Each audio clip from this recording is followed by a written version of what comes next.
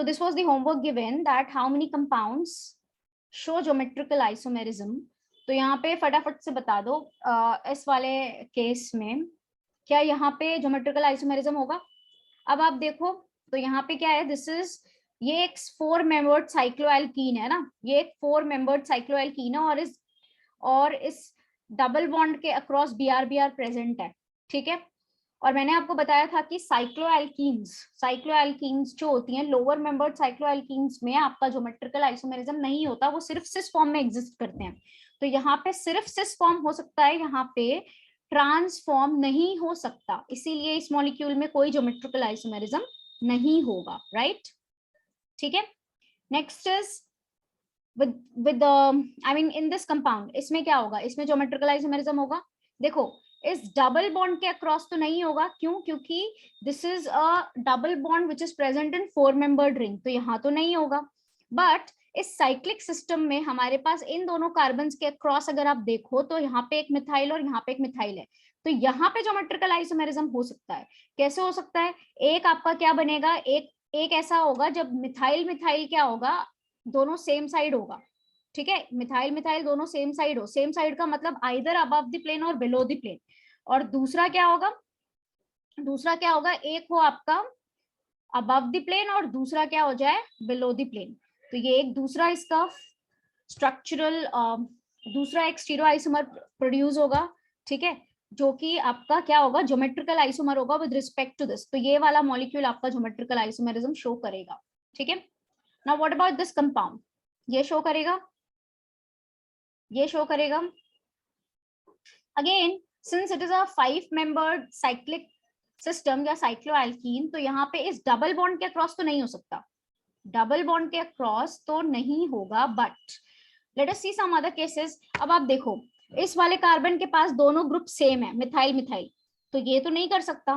But ये वाला carbon और ये वाला कार्बन, इसके पास एक मिथाइल और दूसरा क्या प्रेजेंट है, एक तो मिथाइल और दूसरा हाइड्रोजन है, एक इसके पास मिथाइल और दूसरा हाइड्रोजन है, तो ये इन दोनों के रिस्पेक्ट में आपका शो कर सकता है ना। क्या होगा, एक बार वही एज आई सेड, एक बार क्या बनेगा आपका मिथाइल एक बार अबव सेम साइड हो, दोनों ग्रुप में मैंने क्या कर दिया, मिथाइल मिथाइल को सेम साइड कर दिया, सो दिस इज वन फॉर्म, है ना। और दूसरा फॉर्म क्या होगा, जब मिथाइल एक अबव द प्लेन हो दूसरा बिलो द प्लेन हो, मतलब जब दोनों ऑपोजिट साइड हो, जब दोनों ऑपोजिट साइड हो। So this is going to be one methyl above the plane और दूसरा वाला मिथाइल बिलो द प्लेन। अगर मैं कुछ नहीं लिख रही तो इसका मतलब ये CH3 है, इसको बॉन्ड लाइन नोटेशन बोलते हैं ना, इसको बॉन्ड लाइन नोटेशन बोलते हैं, sorry not bond line notation, this is called as wedge dash formula, wedge dash formula, ठीक है। सो एक में आप देखो दोनों मिथाइल्स जो हैं वो ऑपोजिट साइड पे, एक अबव द प्लेन दूसरा बिलो द प्लेन, और इसमें दोनों मिथाइल्स जो हैं वो सेम साइड पे हैं। सेम साइड का मतलब चाहे आप अबव रखो या बिलो रखो, ठीक है, एक ही बात होगी। So these two are what geometrical isomers, that means ये वाला मॉलिक्यूल भी आपका ज्योमेट्रिकल आइसोमेरिज्म शो करेगा। व्हाट अबाउट दिस वन, इस वाले में अगेन ये आपका क्या है, साइक्लोहेक्सीन है, तो डबल बॉन्ड के अक्रॉस तो नहीं होगा। But with respect to these two, दो मिथाइल्स हैं, एक अबव द प्लेन दूसरा बिलो द प्लेन हो, और एक में दोनों सेम साइड हो, आइदर अबव और बिलो, दैट मींस ये शो करेगा with respect to these. Clear है ना सबको, ठीक है। Next is for this compound, बताइए फटाफट से क्या होगा, इस डबल बॉन्ड के अक्रॉस तो नहीं होगा, क्यों, क्योंकि ये 6 मेंबर्ड में डबल बॉन्ड है, 6 मेंबर्ड में नहीं होता, ठीक है। 8 मेंबर्ड से स्टार्ट होता है ना, साइक्लोऑक्टीन से स्टार्ट होता है। नाउ अब आप यहाँ पे देखो ब्रोमीन क्लोरीन एंड फ्लोरीन, ये तीनों हैं, तो एक केस क्या हो सकता है कि ब्रोमीन क्लोरीन फ्लोरीन तीनों सेम साइड पे हो, दूसरा केस क्या हो सकता है कि bromine and chlorine same side पे हो, फ्लोरीन ऑपोजिट साइड पे हो, ठीक है। तीसरा केस क्या हो सकता है कि fluorine and chlorine same side पे हो, ब्रोमीन ऑपोजिट साइड हो, और क्या हो सकता है कि ब्रोमीन फ्लोरीन सेम साइड पे हो, क्लोरीन ऑपोजिट साइड पे हो। सो यहाँ पे इन तीनों के रिस्पेक्ट में आपका ज्योमेट्रिकल आइसोमेरिज्म होगा, सो ये मॉलिक्यूल शो करेगा, ठीक है, ठीक है। नाउ नेक्स्ट वन, ये है साइक्लोडेकीन। तो साइक्लोडेकीन में तो मैंने बताया ही था कि साइक्लोऑक्टीन ऑनवर्ड्स, 8 मेंबर्ड ऑनवर्ड्स, तो वो आपका सिस एंड ट्रांस दोनों फॉर्म में एग्जिस्ट करता है, तो ये डबल बॉन्ड यहाँ पे शो करेगा। ठीक है, next one, what about this compound, क्या ये ज्योमेट्रिकल आइसोमेरिज्म शो करेगा? अब देखो ये डबल बॉन्ड के अक्रॉस तो नहीं होगा, ठीक है। अगर आप इस मॉलिक्यूल को इस कार्बन को देखो तो इसके पास एक ग्रुप तो आपका प्रेजेंट है CH3 और दूसरा ग्रुप क्या प्रेजेंट है, हाइड्रोजन। ठीक है, इसके पास ये दोनों ग्रुप्स अलग है।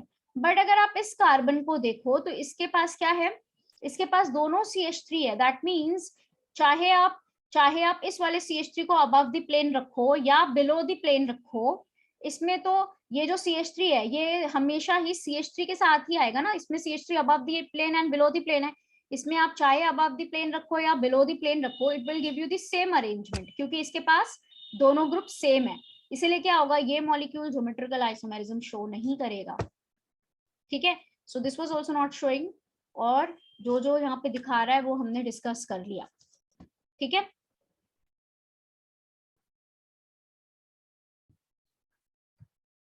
so as we have already studied EZ system of nomenclature in the previous lecture, right? So we are going to resume with the another nomenclature system, which is syn-anti form of nomenclature, syn-anti system of nomenclature. ठीक है, आज हम वो देखेंगे। But before that, I'm just giving you one question. एक question दे रही हूँ, ठीक है, और आप लोग मुझे उसका आंसर बताइए कि इसमें EZ आप निकालोगे तो क्या होगा। ठीक है, so just giving you one question to solve. EZ बताना है आप लोगों को, ठीक है ना, EZ असाइन करना है आपको, ठीक है। EZ you all have to assign EZ. This is methyl, this is hydrogen, then we have doubly bonded carbon, then fluorine, chlorine, and then hydrogen, and here we have hydrogen, और यहाँ पे क्या है, फ्लोरीन है, यहाँ पे क्या है, क्लोरीन है।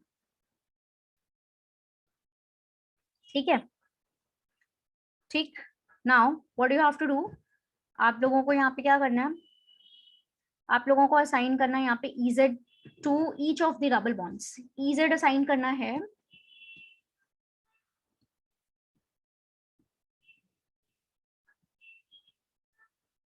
across each of the restricted rotation bonded atom, ठीक है, across each of the RRBA.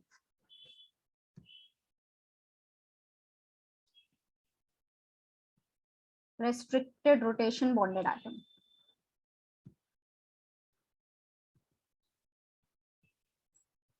Come on, try करिए आप लोग।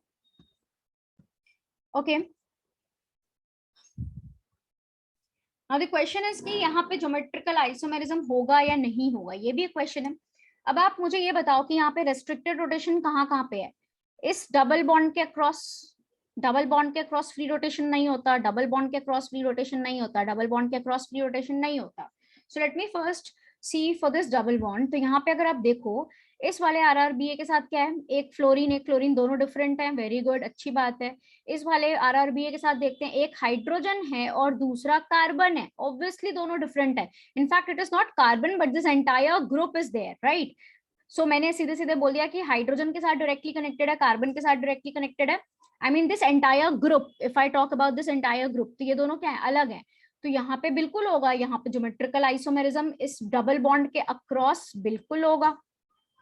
ठीक है, अब जरा आप सेम चीज यहाँ पे भी देखो, तो यहाँ पे भी वही बात है कि इस कार्बन के अक्रॉस और इस कार्बन के अक्रॉस दोनों ग्रुप्स अलग है, यहाँ पे भी दोनों ग्रुप्स अलग है। तो इस डबल बॉन्ड के अक्रॉस ज्योमेट्रिकल आइसोमेरिज्म होगा, वेरी गुड, अच्छी बात है। अब क्वेश्चन आता है कि क्या इस डबल बॉन्ड के अक्रॉस ज्योमेट्रिकल आइसोमेरिज्म होगा, क्योंकि इस RRBA के पास एक मिथाइल है एक हाइड्रोजन है, ये दोनों ग्रुप्स तो अलग है। बट फॉर दिस RRBA इस कार्बन को देखिए, ये जो ग्रुप आपको दिख रहा है सामने और ये जो ग्रुप आपको दिख रहा है सामने, ये तो बिल्कुल एक जैसा ग्रुप है, आइडेंटिकल ग्रुप है। It is something this sort of group. Class जरा ध्यान से देखो, ये कैसा ग्रुप है, ये हो गया मिथाइल, ये हो गया हाइड्रोजन, और ये है CH double bond CFCl, so this is also CH double bond CFCl. अगर आप इस तरह से इसको देखोगे तो ये दोनों ग्रुप्स आपको बिल्कुल आइडेंटिकल दिख रहे हैं, और अगर ये दोनों ग्रुप्स आइडेंटिकल है तो यहाँ पे नहीं होना चाहिए था, बट एक्चुअली ये जो ग्रुप है इसमें आपका डबल बॉन्ड प्रेजेंट है, मतलब इस ग्रुप के भी जो आप जो एटम्स RRBA के साथ कनेक्टेड है उनका भी स्पेस में अरेंजमेंट डिफरेंट हो सकता है, ठीक है, एंड ये यहाँ पे गिवन है और ये यहाँ पे गिवन है, तो इस डबल बॉन्ड के अक्रॉस ज्योमेट्रिकल आइसोमेरिज्म होगा या नहीं होगा ये डिपेंड करता है इन दोनों ग्रुप्स में डबल बॉन्ड के अक्रॉस इनका अरेंजमेंट कैसा है, ठीक है। तो पहले हम इनको E और Z असाइन करते हैं क्योंकि यहाँ पे तो ज्योमेट्रिकल आइसोमेरिज्म हो रहा है, पहले इनको असाइन करते हैं। चलो, तो अभी जब हम इनको असाइन कर रहे हैं तो क्या होगा, हायर प्रायोरिटी किसको देंगे, क्लोरीन को देंगे, इसमें किसको देंगे, कार्बन को देंगे, तो मतलब दोनों हाई प्रायोरिटी वाले ग्रुप्स अगर सेम साइड पे है तो दिस इज Z फॉर्म, ठीक है। नाउ कमिंग टू दिस, तो यहाँ पे अगर आप देखो हाई प्रायोरिटी कौन है, क्लोरीन है, और यहाँ पे कौन है, हाई प्रायोरिटी कार्बन है, ये दोनों ऑपोजिट है तो ये E हो गया। Now Z and E, Z form और E फॉर्म कभी भी सेम नहीं हो सकते, Z form and E form का मतलब they are not identical things, they are isomers ना, इसका मतलब ये ग्रुप और ये ग्रुप आइडेंटिकल नहीं है, इसीलिए यहाँ पे इस कार्बन के अक्रॉस इस डबल बॉन्ड के अक्रॉस जब आप निकालोगे क्या E और Z फॉर्म, तो यहाँ पे ये दोनों ग्रुप्स अभी आपके सेम नहीं है, तो मतलब यहाँ पे आपका ज्योमेट्रिकल आइसोमेरिज्म होगा, इस डबल बॉन्ड के अक्रॉस होगा, ठीक, यहाँ पे होगा। अगर यही चीज कुछ इस तरह से होती, क्लास जरा ध्यान से देखो, यही चीज ऐसे होती कि यहाँ पे मिथाइल, यहाँ पे हाइड्रोजन, एंड व्हाट हैपेंस कि यहाँ पे हो गया carbon carbon, this is fluorine, this is chlorine, this is hydrogen, और ये हो गया आपका हाइड्रोजन, और ये हो गया क्लोरीन और फ्लोरीन। अब जरा ध्यान से देखना, तो यहाँ पे देखो high priority chlorine and carbon same side तो Z फॉर्म, इस वाले के अक्रॉस क्लोरीन हाई प्रायोरिटी और कार्बन हाई प्रायोरिटी सेम चीज तो Z फॉर्म। अब अगर आप यहाँ पे ये चीज देखो तो ये दोनों ग्रुप्स अगर ZZ है, ठीक है, तो इसका मतलब अब ये दोनों बिल्कुल आइडेंटिकल हो गए, और अगर ये आइडेंटिकल हो गए तो इसका मतलब इस डबल बॉन्ड के अक्रॉस अब ज्योमेट्रिकल आइसोमेरिज्म नहीं हो सकता। क्यों? क्योंकि RRBA के साथ जुड़े हुए ग्रुप्स क्या होने चाहिए, डिफरेंट होने चाहिए। सो मिथाइल एंड हाइड्रोजन तो डिफरेंट है, बट विद दिस RRBA ये वाला ग्रुप और ये वाला ग्रुप आइडेंटिकल हो गए, तो यहाँ ज्योमेट्रिकल आइसोमेरिज्म नहीं होगा। But whatever question I have given, इसमें एक Z फॉर्म और एक E फॉर्म, Z और E फॉर्म क्या होते हैं, आइसोमर्स होते हैं, मतलब दे आर नॉट आइडेंटिकल, इसका मतलब इस डबल बॉन्ड के अक्रॉस ज्योमेट्रिकल आइसोमेरिज्म होगा, ठीक है। अब हमें EZ देना है इस RRBA के अक्रॉस, तो देते हैं हम, चलिए कैसे करेंगे। अब यहाँ पे देखो इन दोनों में मिथाइल और हाइड्रोजन में हाई प्रायोरिटी तो ऑब्वियसली मिथाइल कार्बन की आएगी। अब यहाँ पे कार्बन के साथ कनेक्शन, यहाँ पे भी कार्बन के साथ कनेक्शन, आगे बढ़ोगे तो क्या होगा, दो कार्बन, फ्लोरीन क्लोरीन आइडेंटिकल चीज है। अब कैसे असाइन करेंगे, तो Z और E फॉर्म में ये चीज याद रखना, अगर Z और E फॉर्म है तो उसमें प्रायोरिटी दी जाती है Z को, ठीक है, remember that priority is given to Z over E, और you can say cis over trans। Cis trans में प्रायोरिटी किसकी ज्यादा होगी, सिस ट्रांस में प्रायोरिटी किसकी ज्यादा होगी, आपके सिस की ज्यादा होगी, और आपके Z और E में प्रायोरिटी किसकी ज्यादा होगी, Z की होगी ओवर E, ठीक है, Z की होगी ओवर E। सो यहाँ पे हम क्या बोल सकते हैं, priority of Z is greater than E, cis is more than trans। तो Z और E में प्रायोरिटी किसको मिली, Z को मिली, इसीलिए मिथाइल और ये हाई प्रायोरिटी वाले ग्रुप्स अगर सेम साइड पे हो गए तो इसके भी अक्रॉस क्या आएगा, Z फॉर्म आएगा, ठीक है, Z फॉर्म आएगा। So is that clear to everyone? So let us start with another system of nomenclature which is called as syn-anti system or syn-anti form of nomenclature, ठीक है। और ये जो सिस्टम होता है it is only applicable for oximes, ठीक है, it is applicable for ऑक्साइन्स।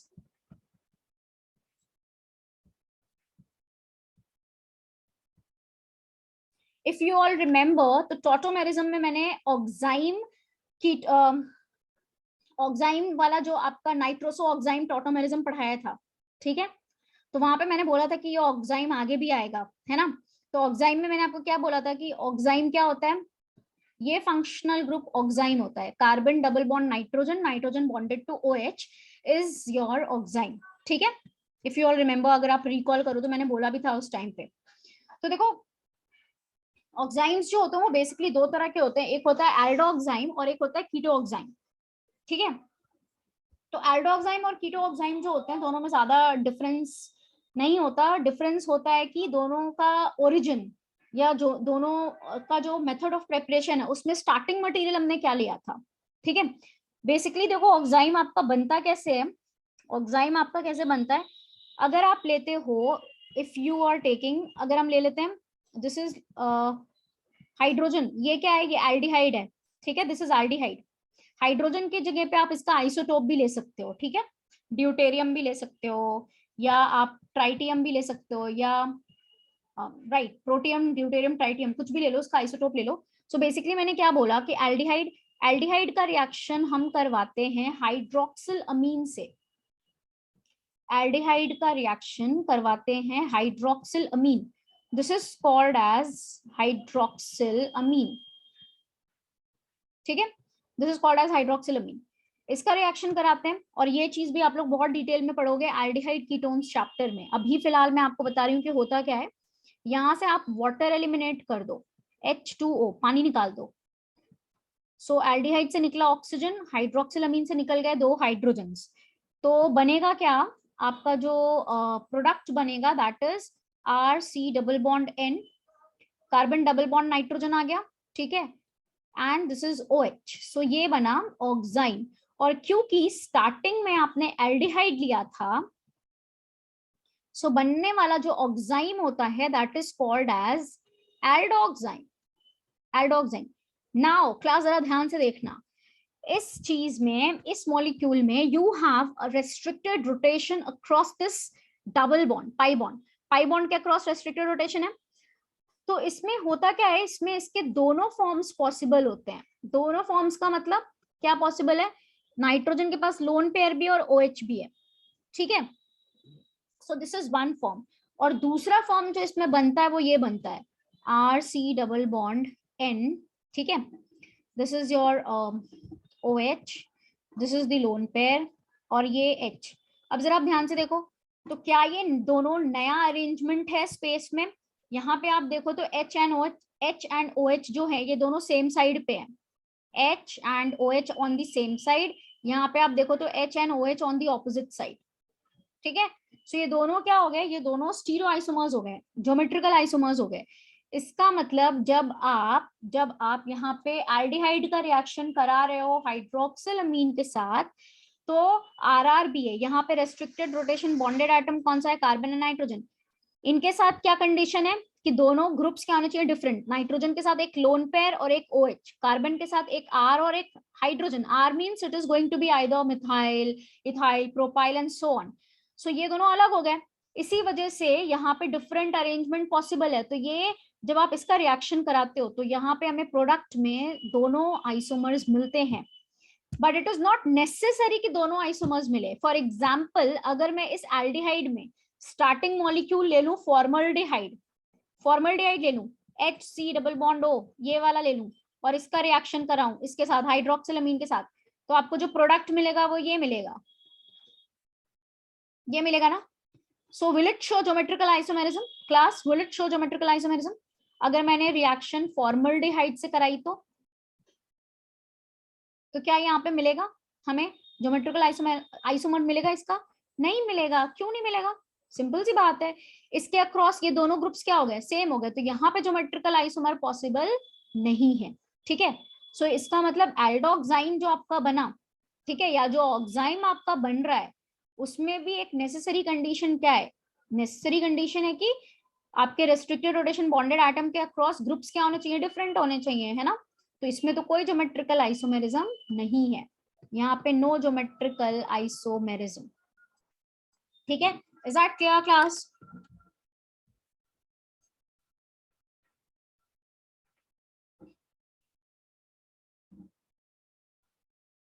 अब आप लोग देखिए, ये तो हो गया एल्डोक्साइम। अगर हम स्टार्टिंग मॉलिक्यूल लेते हैं ketone, if I am taking this starting molecule as ketone, ketone से रिएक्शन को स्टार्ट करते हैं। तो कीटोन से जब आप स्टार्ट करोगे तो हमें पता है कीटोन में क्या होगा, R C double bond O R. Now class जरा आप ध्यान से देखना, कीटोन में ये जो आर ग्रुप्स है, if both R groups are same, I mean अगर मैं इसको आर और इसको आर डैश ले लूं, अगर आर आर डैश सेम हो जाए, ठीक है, तो आपका जो बनने वाला ऑक्साइम होगा, जो बनने वाला क्या होगा, ऑक्साइम होगा, वो क्या होगा, जो ऑक्साइम आपको मिलेगा that is going to be your, क्या बनेगा हमें यहाँ पे, कार्बन, यहाँ पे हो गया आर, यहाँ पे हो गया R dash and nitrogen, and then what you have OH, और ये नाइट्रोजन के पास लोन पेयर। ठीक है, तो अगर आर और आर डैश सेम है तो क्या होगा, यहाँ पे कोई ज्योमेट्रिकल आइसोमर नहीं बनेगा। ठीक है, कोई ज्योमेट्रिकल आइसोमर नहीं बनेगा if R and R dash groups are same. ठीक है, तो नहीं होगा। ठीक, if R equal to R dash तो क्या होगा, no geometrical isomerism. If R not equal to R dash तो यहाँ पे क्या होगा, ज्योमेट्रिकल आइसोमेरिज्म होगा। तो ये जो बनने वाला मॉलिक्यूल है इसको हम क्या बोलते हैं, इसको हम बोलते हैं कीटो ऑक्साइम। तो आपको समझ में आया कि सिन एंटी सिस्टम जो होता है ना वो एप्लीकेबल होता है ऑक्साइम्स के केस में, क्योंकि ऑक्साइम्स में इस डबल बॉन्ड के अक्रॉस रेस्ट्रिक्टेड रोटेशन पॉसिबल है। और अगर इस आरआरबीए और इस आरआरबीए के साथ जुड़े हुए एटम्स या ग्रुप्स, देखो नाइट्रोजन के साथ तो फिक्स होगा, हमेशा नाइट्रोजन के साथ लोन पेयर और OH प्रेजेंट होगा। Only condition that you have to check is what, कि इस sp2 कार्बन के साथ दोनों ग्रुप्स अलग होने चाहिए, और अगर दोनों ग्रुप्स अलग होंगे तभी वो आपका ज्योमेट्रिकल आइसोमेरिज्म शो करेगा।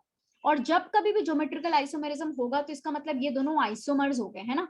और अगर ये आइसोमर हो गए तो इनमें एक नॉमेनक्लेचर हम दे रहे हैं इन दोनों को डिफरेंशिएट करने के लिए, that system of nomenclature is called as syn anti system. अब देखो ये सिन एंटी सिस्टम होता क्या है, कैसे यूज करते हैं। जैसे सिस ट्रांस में क्या बताया था कि सेम ग्रुप सेम साइड पे तो वो सिस हो गया, सेम ग्रुप ऑपोजिट साइड पे तो ट्रांस। तो सिन एंटी कैसे यूज करते हैं वो भी हम देख लेते हैं। Now these two are geometrical isomers of each other. ठीक है, अब इन दोनों को डिफरेंशिएट करने के लिए नॉमेनक्लेचर सिस्टम आया, सिन एंटी सिस्टम। अभी यूज कैसे करेंगे, देखो एल्डोक्साइम्स के केस में हमें पता है अगर एल्डोक्साइम है मतलब एल्डिहाइड से बनने वाला ऑक्साइम है, तो आपको पता है कि एल्डिहाइड में एक कार्बन के पास हाइड्रोजन तो मैंडेटरी होगा, चाहे हाइड्रोजन या उसका आइसोटोप मैंडेटरी होगा। सो दैट मींस एल्डोक्साइम में sp2 वाले कार्बन के पास एक ग्रुप तो आपका फिक्स हो गया है, दैट इज हाइड्रोजन, और दूसरा कुछ भी हो, मिथाइल हो, इथाइल हो, प्रोपाइल हो। और हमें पता है कि नाइट्रोजन के पास तो ग्रुप्स ऑलरेडी फिक्स्ड है, one is lone pair, the other one is OH। तो देखो एल्डोक्साइम में क्या होता है, एल्डोक्साइम में हम H और OH के रिस्पेक्ट में सिन एंटी असाइन करते हैं। जब H और OH सेम साइड पे होंगे, ठीक है, जब H and OH same side पे होंगे तो इसको बोलेंगे syn form, this is called as syn form. और जब H and OH opposite side पे होंगे तो इसको बोलेंगे anti form, anti means opposite. ठीक है, so in case of aldoxime when H and OH are on the same side it is called as syn form, when H and OH are on the opposite side it is called as anti form. Is that clear? ठीक है, coming to कीटोक्साइम। अभी हमने यहाँ पे किससे start किया था, ketone से, कीटोन से। तो कीटोक्साइम में तो कार्बन के पास हाइड्रोजन होगा नहीं, फिर हम कैसे बोलेंगे कि HNOH सेम साइड तो सिन, HNOH ऑपोजिट साइड तो एंटी। अब कैसे बोलेंगे, तो यहाँ पे हम क्या करते हैं, यहाँ पे हम एल्काइल ग्रुप के रिस्पेक्ट में इसको सिन एंड एंटी बोलते हैं, एल्काइल ग्रुप के रिस्पेक्ट में सिन एंड एंटी बोलेंगे। ठीक है, चलो how do we do that, let me take that example. ठीक है, कैसे करते हैं, चलिए फॉर एग्जाम्पल अगर आपने ये कीटोक्साइम लिया हुआ है, ठीक है, ये है R डैश नाइट्रोजन, ये लोन पेयर, ये OH, ये एक फॉर्म हो गया। दूसरा फॉर्म हो गया R डैश, इधर आ गया carbon, this is R, this is NOH। Provided the condition is what, condition यहाँ पे क्या, अगर ये दोनों ज्योमेट्रिकल आइसोमर्स हैं तो यहाँ पे केस क्या है, केस क्या है, R not equal to R dash, तभी ये ज्योमेट्रिकल आइसोमेरिज्म शो करेंगे, राइट। R और R डैश सेम नहीं होना चाहिए, मतलब ये मिथाइल है तो ये मिथाइल नहीं होना चाहिए, ये मिथाइल है तो ये इथाइल होना चाहिए, ठीक है। मैं मान लेती हूँ, चलिए मैंने ये ले लिया, R is methyl and R dash is ethyl, ठीक है, R dash is ethyl, C2H5, इसका मतलब दोनों अलग है। रेस्ट्रिक्टेड रोटेशन डबल बॉन्ड के अक्रॉस, नाइट्रोजन के पास है लोन पेयर एंड OH, दोनों अलग। इस वाले रेस्ट्रिक्टेड रोटेशन बॉन्डेड एटम के साथ एक मिथाइल दूसरा इथाइल, दोनों अलग। इसका मतलब ये दोनों आपस में ज्योमेट्रिकल आइसोमर्स होंगे, ठीक है। नॉमेनक्लेचर कैसे करते हैं इसमें, सिन और एंटी। एल्डोक्साइम में तो मैंने बता दिया कि एल्डोक्साइम में with this sp2 carbon hydrogen तो हमेशा होगा ही होगा एक, जिसमें हम H और OH के रिस्पेक्ट में सिन एंटी हमने असाइन कर दिया। यहाँ कैसे करेंगे, सो यहाँ पे हम R ग्रुप के रिस्पेक्ट में सिन और एंटी असाइन करते हैं।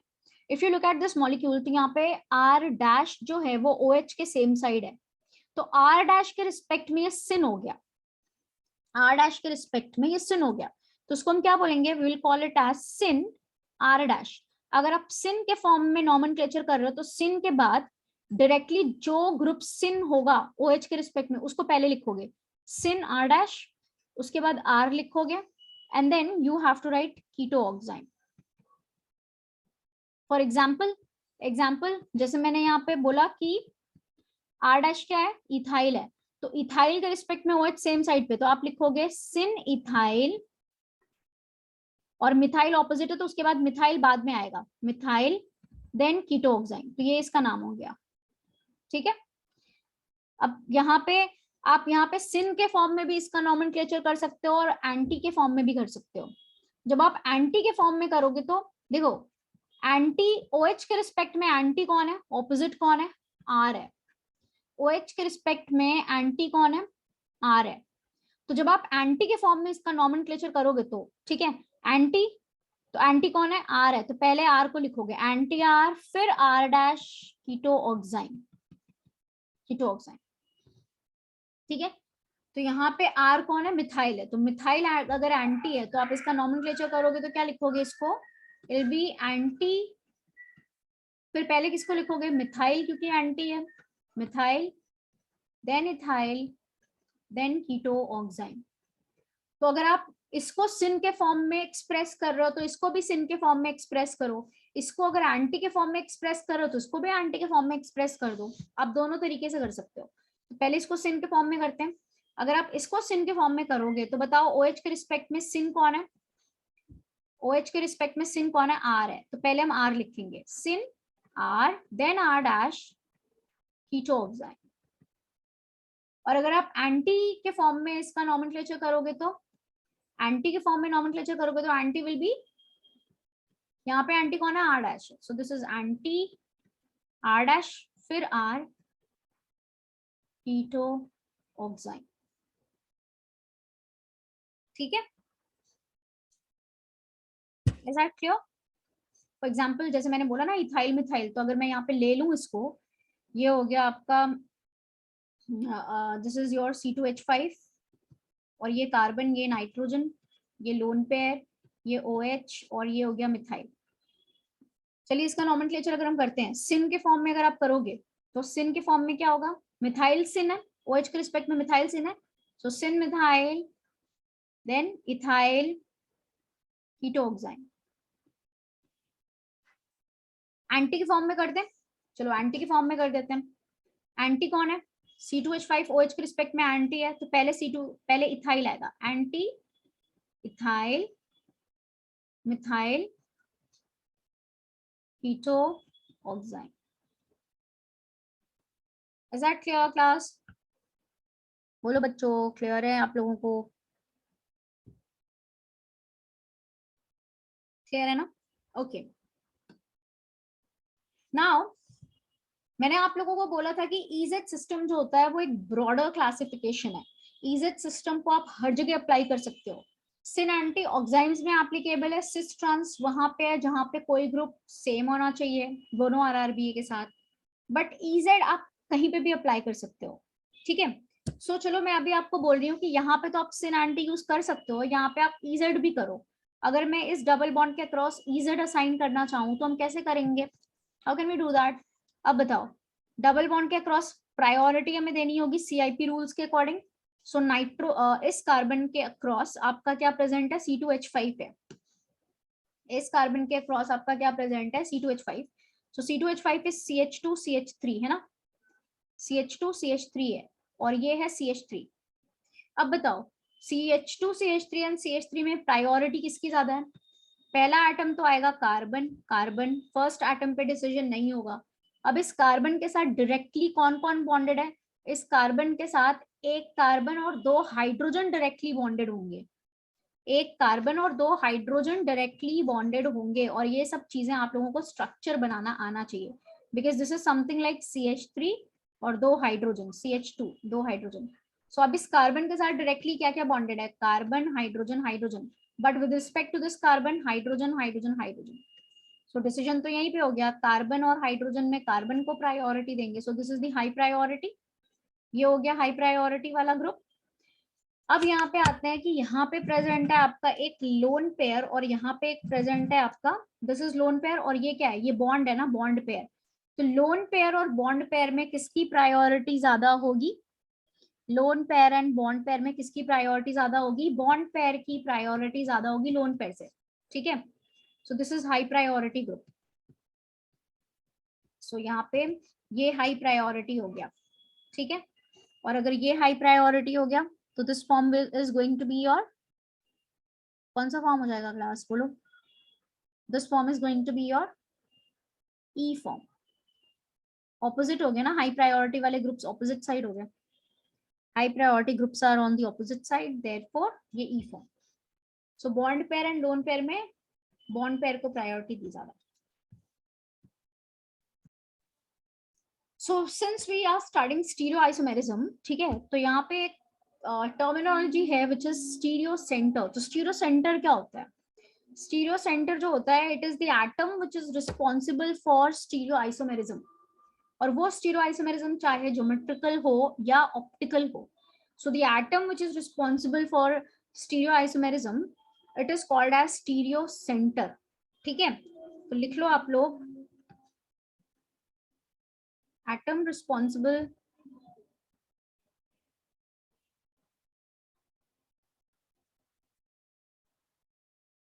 which is responsible for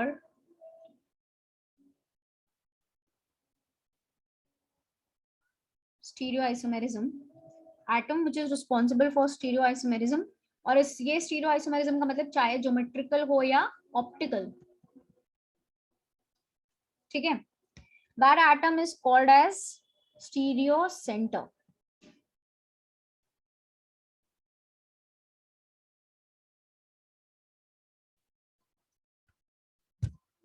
for example इधर देखो, जैसे मैंने यहाँ पे लिया था आपका कार्बन कार्बन डबल बॉन्ड है ना, तो पहला क्वेश्चन कि क्या यहाँ स्टीरियो आइसोमेरिज्म पॉसिबल है? क्या यहाँ स्टीरियो आइसोमेरिज्म पॉसिबल है? बिल्कुल पॉसिबल है। यहाँ पे ज्योमेट्रिकल आइसोमेरिज्म होता है ना, यहाँ पे ज्योमेट्रिकल आइसोमेरिज्म होता है, ठीक है। इस डबल बॉन्ड के across there is geometrical isomerism. So that means ये एटम और ये एटम, इन दोनों के अक्रॉस रिस्ट्रिक्टेड रोटेशन था, देयरफॉर इसके अक्रॉस ज्योमेट्रिकल आइसोमेरिज्म होता है। इसका मतलब ये एटम और ये एटम, ये दोनों क्या हो गए आपके, ये दोनों हो गए stereo centres. So these are the stereo centres, ठीक है। और इस पर्टिकुलर डबली बॉन्डेड कार्बन के अक्रॉस या इस एरिया के अक्रॉस आपका क्या हो रहा है, ज्योमेट्रिकल आइसोमेरिज्म हो रहा है। So therefore we are calling it to be as stereogenic area, जिसके अक्रॉस स्टीरियो आइसोमेरिज्म हो रहा है और इन दोनों एटम्स की वजह से हो रहा है। So therefore these are the stereo centres, ठीक है। And this doubly bonded carbon या this part is called as stereogenic area, जिसके अक्रॉस यहाँ पे क्या हो रहा है, यहाँ पे स्टीरियो आइसोमेरिज्म हो रहा है। सो यहाँ पे स्टीरियो सेंटर्स तो 2 हैं और स्टीरियोजेनिक एरिया कितना है, 1 है। इस डबल बॉन्ड के अक्रॉस, तो ये एक हो गया। अगर मैं दूसरा एग्जांपल ले लूं, let's suppose if I am taking a molecule which is like ये है। अब बताओ इस डबल बॉन्ड के अक्रॉस ज्योमेट्रिकल आइसोमेरिज्म पॉसिबल है? ज्योमेट्रिकल आइसोमेरिज्म पॉसिबल है? नहीं है ना। क्यों नहीं है? ये दोनों ग्रुप्स क्या हो गए, सेम हो गए। सो यहाँ तो ज्योमेट्रिकल आइसोमेरिज्म पॉसिबल ही नहीं है। देयरफॉर क्या इसमें कोई स्टीरियो आइसोमेरिज्म हो रहा है? नहीं हो रहा। सो यहाँ पे कोई स्टीरियो सेंटर होगा क्या? ये कार्बन और ये कार्बन स्टीरियो सेंटर्स हैं? नहीं है। तो इसका मतलब यहाँ पे 0 स्टीरियो सेंटर्स हो गए। एंड एज वेल एज अगर मैं स्टीरियोजेनिक एरिया पूछूं तो वो भी क्या होगा? 0 ही होगा। 0 स्टीरियोजेनिक एरिया एज वेल। ठीक है, इज दैट क्लियर? अब देखो, let's suppose if I am taking another molecule which is your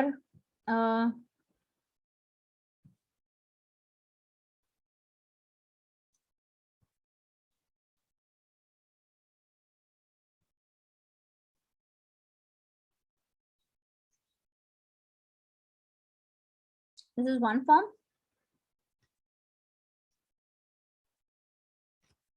ये हो गया। अब इस मॉलिक्यूल में मुझे आप बताओ कि कितने स्टीरियोजेनिक एरियाज हैं जिनके अक्रॉस आप ज्योमेट्रिकल आइसोमेरिज्म शो कर सकते हो। Stereogenic area is the doubly bonded part where you have geometrical isomerism, ठीक है, जिसके अक्रॉस ज्योमेट्रिकल आइसोमेरिज्म हो रहा है। ठीक है, ठीक। अब मुझे आप बताओ इस मॉलिक्यूल में, चलो क्वेश्चन लिख देती हूँ, find the number of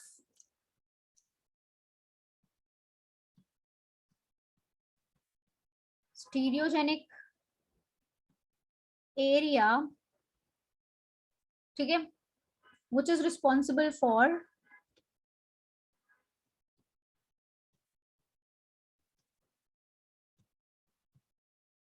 geometrical isomerism. Class होता क्या है ना, आगे जब आप लोग ऑप्टिकल पढ़ लोगे तब मैं ज्योमेट्रिकल प्लस ऑप्टिकल दोनों को लेकर के कराऊंगी क्वेश्चंस। अभी क्योंकि सिर्फ ज्योमेट्रिकल हम पढ़ रहे हैं ना, इसीलिए मैंने यहाँ पे स्पेसिफाई कर दिया है, क्योंकि मैंने लिखवाया है कि स्टीरियो सेंटर वो एटम होता है जो कि ज्योमेट्रिकल स्टीरियो आइसोमेरिज्म शो करे, चाहे वो ज्योमेट्रिकल हो या ऑप्टिकल हो। But since we have not studied optical, तो मैंने क्वेश्चन में स्पेसिफाई कर दिया है, find the number of stereogenic area जो कि रिस्पॉन्सिबल है ज्योमेट्रिकल आइसोमेरिज्म के लिए। तो आपको मैंने जो ज्योमेट्रिकल का क्राइटेरिया पढ़ाया है उसके हिसाब से आप इस मॉलिक्यूल में चेक करो कि कितने डबल बॉन्ड्स के अक्रॉस ज्योमेट्रिकल आइसोमेरिज्म हो सकता है। नाउ टेल मी, इस मॉलिक्यूल में कितने डबल बॉन्ड्स के अक्रॉस ज्योमेट्रिकल आइसोमेरिज्म होगा? Some of you have given wrong answers, बहुत लोगों ने सही भी दिया है। 3 तो बिल्कुल गलत है, 0 भी बिल्कुल गलत है। ठीक है, नाउ क्लास जरा ध्यान से देखो। देखो डबल बॉन्ड, इस वाले कार्बन के साथ दोनों ग्रुप्स हाइड्रोजन हाइड्रोजन सेम हो गए, यहाँ नहीं होगा। ठीक है, इसके पास तो एक हाइड्रोजन और दूसरी तरफ ये पूरा ग्रुप है, तो ये तो डिफरेंट था। But with respect to this carbon ये दोनों सेम हो गए, यहाँ नहीं होगा। इस वाले कार्बन को देखो, ये दोनों क्या है, इस डबल बॉन्ड के across with respect to this RRBA दोनों ग्रुप सेम। इसके पास तो दोनों अलग थे, एक हाइड्रोजन था और दूसरी तरफ कार्बन था, बट इसके पास सेम हो गया, तो यहाँ पे भी नहीं होगा। Coming to this double bond, इस डबल बॉन्ड के अक्रॉस जरा ध्यान से देखिए, एक तरफ तो हाइड्रोजन, दूसरी तरफ कार्बन वाला ग्रुप, इसमें भी एक तरफ हाइड्रोजन, हाइड्रोजन बना नहीं होगा। ठीक है, आपको बनाना पड़ेगा। आपको क्वेश्चंस में बॉन्ड लाइन नोटेशन के फॉर्म में अगर गिवन हो या फिर आपका नॉन एक्सपैंडेड फॉर्म में गिवन हो, तो आपको एक्सपैंड करके चीजों को देखना पड़ेगा। ठीक है, तो यहाँ पे आप देखो with respect to this RRBA एक हाइड्रोजन, दूसरी तरफ कार्बन, तो यहाँ ज्योमेट्रिकल आइसोमेरिज्म होगा। So that means this is one of the part जहाँ पे इस डबल बॉन्ड के अक्रॉस आपका क्या हो रहा है, आइसोमेरिज्म होगा। So how many stereogenic areas in this molecule? n की वैल्यू, मैं स्टीरियोजेनिक एरिया को डेजिग्नेट कर रही हूँ विद n। ठीक है, विद n, तो यहाँ पे क्या हो गया, एक, क्या हो गया, एक हो गया। Is that clear class? ठीक है, ठीक है। सिमिलरली अगर आप यहाँ पे ये ले लो, if you taking this molecule, इसमें बताइए कितने स्टीरियोजेनिक एरियाज होंगे?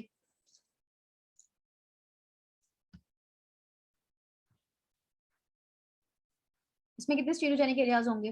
ऑब्वियसली इसके अक्रॉस ज्योमेट्रिकल आइसोमेरिज्म होगा। यहाँ पे दोनों ग्रुप सेम हो गए, नहीं होगा। यहाँ पे हाइड्रोजन हाइड्रोजन, नहीं होगा। सो यहाँ पे स्टीरियोजेनिक एरियाज कितने हो गए? 2 हो गए। स्टीरियोजेनिक एरियाज 2 हो गए। Is that clear? चलो आगे बढ़े।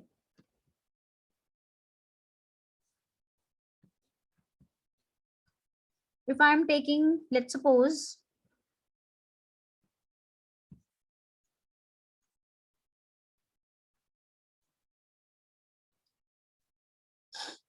ये चलो मुझे बताओ इसमें कितने स्टीरियोजेनिक एरियाज होंगे? इसमें कितने स्टीरियोजेनिक एरियाज होंगे?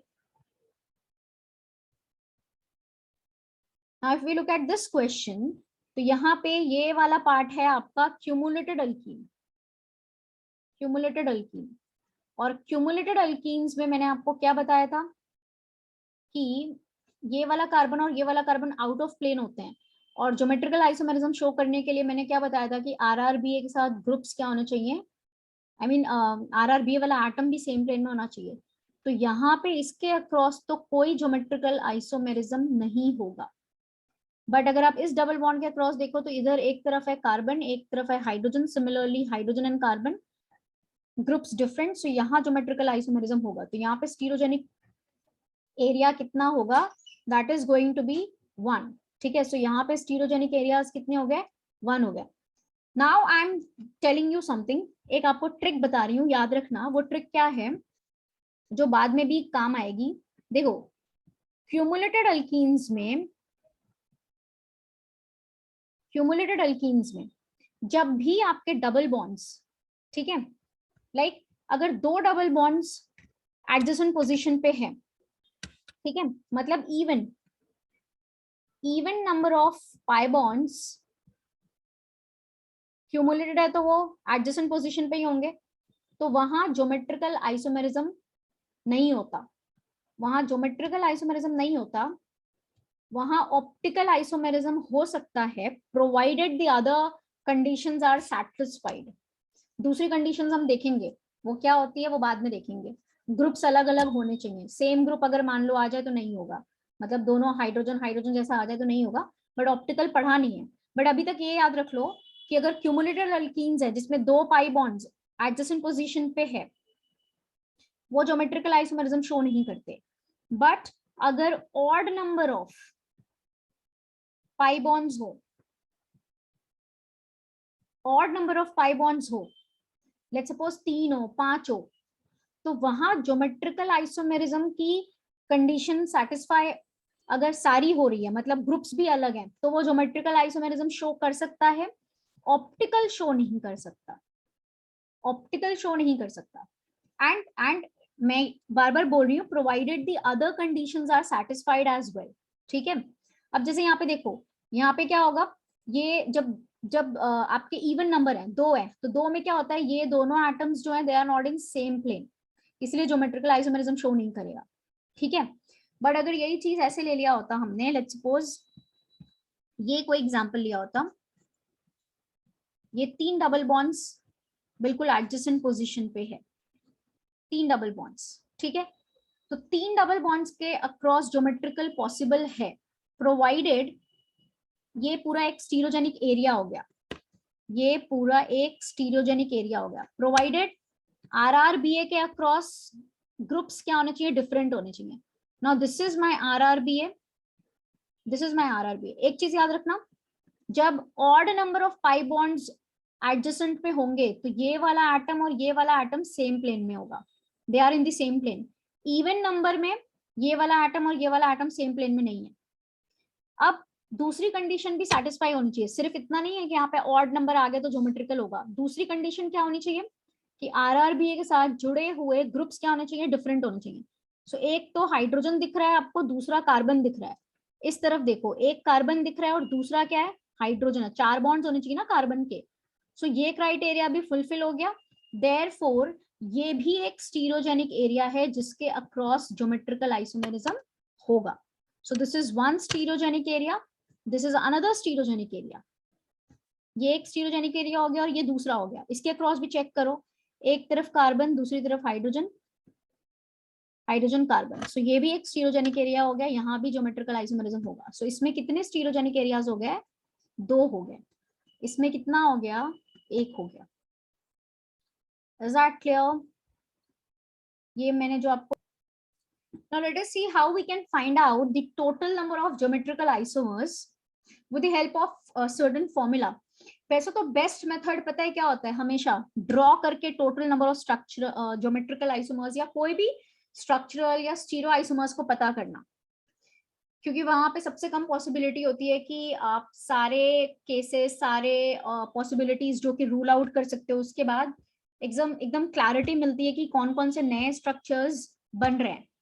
ठीक है, I am giving you certain formulas जो कि आप लगा के भी निकाल सकते हो, but I always insist on drawing the structures अगर बहुत कम है। जनरली फॉर्मूलाज आपके लिए यूजफुल कब होते हैं? जब बहुत ज्यादा पॉसिबिलिटीज होती है कि उसमें कई सारे स्टीरियोजेनिक एरियाज हो, अदरवाइज उतना ज्यादा कुछ आता नहीं है इतनी ज्यादा। अगर 2-3 है तो बेस्ट होता है कि हम सारे स्ट्रक्चर्स ड्रॉ करके निकाल लें कि इसमें कितने नए नए स्ट्रक्चर्स बन सकते हैं। ठीक है, तो अब ये निकालेंगे कैसे? तो पहला केस देखते हैं, the first case. If the compound is what? It is unsymmetrical. अगर कंपाउंड आपका अनसिमेट्रिकल है, ठीक है, अनसिमेट्रिकल का मतलब समझ रहे हो? I mean it is having dissimilar ends or having dissimilar ends.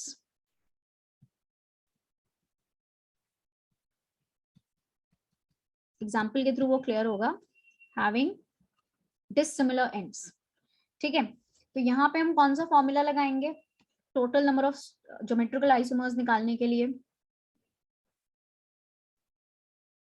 ठीक है, and I am also taking the example.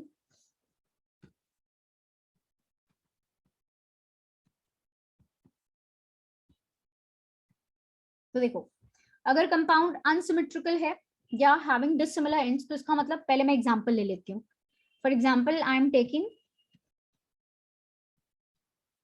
ये, देखो अब इस कंपाउंड में आपके पास, हमें पता है कि ये वाला पार्ट अगर आप देखो और ये वाला पार्ट अगर आप देखो, ज्योमेट्रिकल आइसोमेरिज्म यहाँ पे भी होगा, यहाँ पे भी होगा, है ना। अब डिसिमिलर एंड्स का मतलब this molecule is not symmetrical, क्योंकि यहाँ पे आप देखो, यहाँ पे मिथाइल के साथ एंडिंग हो रही है और यहाँ पे एंडिंग 1 2 3 प्रोपाइल के साथ हो रही है। So this is not symmetrical.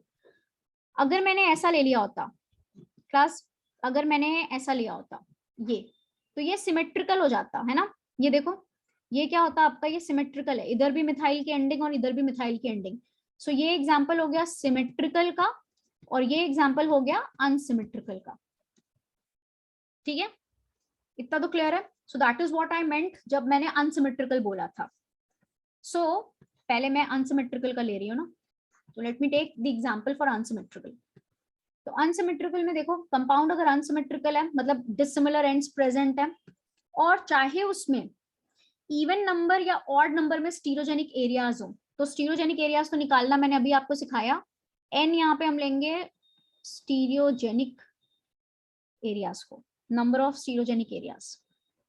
तो यहाँ पे देखो, ज्योमेट्रिकल आइसोमेरिज्म इसके अक्रॉस भी पॉसिबल है, क्योंकि यहाँ पे हाइड्रोजन, यहाँ पे कार्बन, यहाँ पे कार्बन, यहाँ पे हाइड्रोजन, इसके अक्रॉस भी पॉसिबल है, राइट। यहाँ पे हाइड्रोजन कार्बन, यहाँ पे hydrogen carbon. So that means यहाँ पे कितने स्टीरियोजेनिक एरियाज हो गए क्लास? 2 हो गए, ठीक है। और स्टीरियोजेनिक एरियाज कितने? इवन है, 2 का मतलब इवन। सो एक और क्राइटेरिया आप यहाँ पे लिख सकते हो, हैविंग इवन और odd number of stereogenic areas, कुछ भी हो, इवन हो या ऑड हो, हैविंग इवन और odd number of stereogenic areas. तो आपको क्या निकालना है इसमें? कितने टोटल स्ट्रक्चरल या टोटल ज्योमेट्रिकल आइसोमर्स बनेंगे। टोटल ज्योमेट्रिकल आइसोमर्स यहाँ पे कितने बनेंगे, उसके लिए हम फॉर्मूला क्या लगाएंगे? अगर मॉलिक्यूल अनसिमेट्रिकल है तो simply the formula is 2 raised to the power n। Formula क्या है? 2 raised to the power n। तो अगर आप यहाँ पे निकालो total number of geometrical isomers, तो 2 raised to the power n क्या हो जाएगा यहाँ पे class? 2 raised to the power 2। It is going to be 2 raised to the power 2। n क्या है यहाँ पे, स्टीरोजेनिक एरिया है जो कि हमने देखा 2 है, तो यहाँ पे कितना आएगा टोटल ज्योमेट्रिकल आइसोमर्स कितने आएंगे, 4 आएंगे। अब वो मैं बता दूं 4 कैसे आएंगे, देखो एक बार इस डबल बॉन्ड के अक्रॉस सिस फॉर्म, मतलब हाइड्रोजन हाइड्रोजन को सेम साइड रखो, और इस डबल बॉन्ड के अक्रॉस भी सिस फॉर्म, हाइड्रोजन हाइड्रोजन को सेम साइड रखो, तो that is going to be cis cis form, cis cis form, मतलब ऐसे कुछ देखो इधर, this is going to be like ये हाइड्रोजन, ये हाइड्रोजन, तो ये कार्बन हो गया, और दूसरा ये कार्बन, फिर इस डबल बॉन्ड के अक्रॉस भी अगर सिस रखना है तो ये हाइड्रोजन, ये हाइड्रोजन, ठीक है, और कितने हैं, 1 2 3, 1 2 3, सो ये वाला हो गया आपका कौन सा फॉर्म, सिस सिस फॉर्म। सो एक फॉर्म तो आएगा सिस सिस, एक क्या आएगा सिस ट्रांस, एक क्या आएगा इसके अक्रॉस सिस, इसके अक्रॉस ट्रांस, एक क्या आएगा इसके अक्रॉस ट्रांस और इसके अक्रॉस सिस, और एक और क्या आएगा ट्रांस ट्रांस ट्रांस ट्रांस, ठीक है। अब देखो अनसिमेट्रिकल क्यों लिया, क्योंकि अगर यही चीज सिमेट्रिकल होती ना क्लास, यही चीज अगर सिमेट्रिकल होती, मतलब यहाँ पे अगर आपने प्रोपाइल की जगह पे मिथाइल ले लिया होता, मतलब ऐसा हाइड्रोजन हाइड्रोजन, ये मिथाइल हो गया, और फिर ऊपर वाले केस में ये हो गया हाइड्रोजन हाइड्रोजन, और ये मिथाइल ले लिया, तो देखो यहाँ पे क्या होता ना, अगर आप इसको सिस और इसको सिस सिस ले रहे हो, फिर दूसरा केस क्या होता सिस और ट्रांस वाला, सिस और ट्रांस वाला, तो अगर आप इसके अक्रॉस सिस और इसके अक्रॉस ट्रांस लेते, या इसके अक्रॉस ट्रांस और इसके अक्रॉस सिस लेते, इफ इट इज सिमेट्रिकल, तो ये दोनों बिल्कुल आइडेंटिकल केस होता, मतलब सिमेट्रिकल वाले केस में सिस ट्रांस या ट्रांस सिस जो है वो दोनों आइडेंटिकल हो जाता, इसीलिए वहां पे एक स्ट्रक्चर कम बनता, एक स्ट्रक्चर कम बनता, तो वहां पे टोटल कितने आते, 3 आते, यहाँ पे कितना आ रहा है, अगर ये अनसिमेट्रिकल है तो अनसिमेट्रिकल में सिस ट्रांस, ये सिस और ये ट्रांस, या फिर इसको ट्रांस इसको सिस दो, तो वो दोनों अरेंजमेंट बिल्कुल अलग होंगे, बट यही चीज अगर सिमेट्रिकल हो जाए तो सिस ट्रांस, सिस इसके क्रॉस ट्रांस इसके क्रॉस, या ट्रांस इसके क्रॉस सिस इसके क्रॉस, अगर सिमेट्रिकल है तो it is going to be identical, therefore ये दोनों मिलके एक ही हो जाते, तो 1 2 3 वहां 3 बनते, अनसिमेट्रिकल में कितने बन रहे हैं, 4 बन रहा है, इज दैट क्लियर, यहाँ 4 बन रहे हैं, ठीक है, इसलिए मैंने बोला कि बेस्ट होता है कि हम स्ट्रक्चर्स ड्रॉ करके निकालें, बट देन फॉर्मूला के थ्रू भी आप लगा सकते हो, फिर भी मैं इंसिस्ट कर रही हूँ बार बार कि इट इज ऑलवेज एडवाइज्ड आप स्ट्रक्चर ड्रॉ करके निकालो, ठीक है। So if unsymmetrical compound is there तो सीधे सीधे हम लगाएंगे 2 raised to the power n, ठीक है। चलिए सिमेट्रिकल पे चलते हैं। So let us see the another case when the molecule is what, when the molecule is symmetrical, when the compound is symmetrical.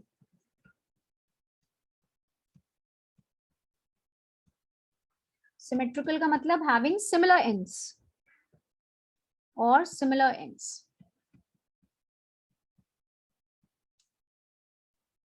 ठीक है, having similar ends। अब इसमें पहला केस मैं ले रही हूं which is your even number of stereogenic areas, having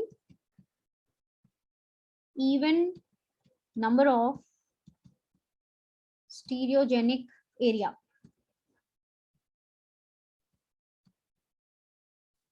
having even number of stereogenic area, तो यहाँ पे फॉर्मूला आप क्या लगाओगे, the formula will be 2 raised to the power n minus 1 plus 2 raised to the power n by 2 minus 1 to find out the total number of geometrical isomers, to find out the total number of geometrical isomers।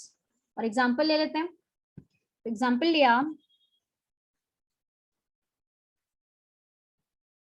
ये देखो this molecule is what, symmetrical है, दोनों तरफ ends बिल्कुल same है ना, similar ends हैं, methyl और मिथाइल, इसके अक्रॉस भी आप देख रहे हो मिथाइल, इसके अक्रॉस भी आप देख रहे हो मिथाइल, सिमिलर एंड्स, ठीक है।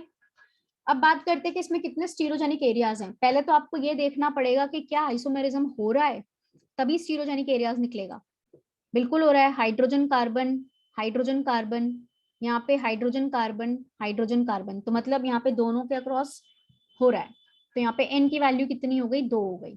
n का वैल्यू 2 मतलब इवन, तो इवन के लिए हमें ये फॉर्मूला लगाना है, इवन के लिए हमें यहाँ पे ये फॉर्मूला लगाना है। सो क्या हो जाएगा, it will be total number of geometrical isomers निकालेंगे तो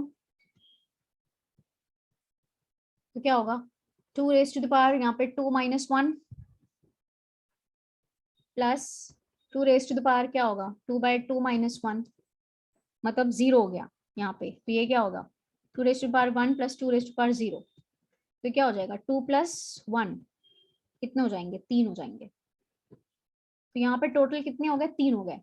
वही चीज जो मैंने आपको बताई थी, क्योंकि ये सिमेट्रिकल है तो यहाँ पे क्या क्या बनेगा, सिस सिस, सिस ट्रांस या ट्रांस सिस, ये दोनों क्या होंगे, इसके अक्रॉस अगर आप सिस लो, इसके अक्रॉस ट्रांस लो, या इसके अक्रॉस ट्रांस लो, इसके अक्रॉस सिस लो, तो it is going to be the same thing, कुछ नया अरेंजमेंट नहीं होगा।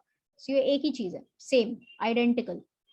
और तीसरा क्या होगा, ट्रांस ट्रांस, 1 2 3, तो यहाँ पे क्या हो गया, 1 ये आया, 2 ये आया, 3 ये आया, इसमें टोटल कितने ज्योमेट्रिकल आइसोमर्स आए, 3 आए।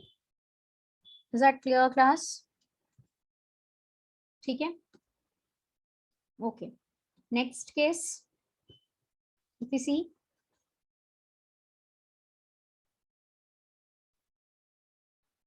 ठीक है, so for the symmetrical compound which is having odd number of stereogenic areas, we can use the formula to find out the total number of geometrical isomers as 2 raised to the power n minus 1 plus 2 raised to the power n minus 1 by 2, and this is the example जिसमें हम देख रहे हैं कि 1 2 3 तीन stereogenic areas हैं, तो उसमें जब हमने ये फॉर्मूला लगाया तो हमें टोटल कितने ज्योमेट्रिकल आइसोमर्स मिले, 6 ज्योमेट्रिकल आइसोमर्स का मतलब 6 नए स्टीरियो आइसोमर्स है ना, 6 नया अरेंजमेंट, और वो अरेंजमेंट क्या हो सकता है, ट्रांस ट्रांस ट्रांस सिस सिस सिस, ट्रांस ट्रांस सिस और सिस सिस ट्रांस, ये दोनों सेम ही है ना, देन सिस सिस ट्रांस और ट्रांस सिस ट्रांस और cis trans cis, so these are the various possible geometrical isomers that we can get।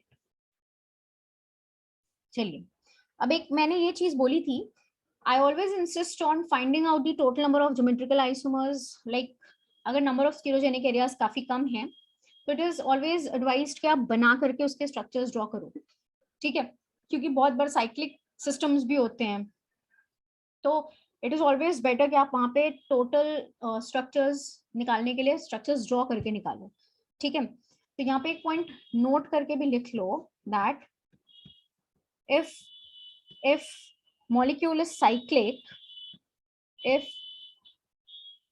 molecule is cyclic and highly symmetric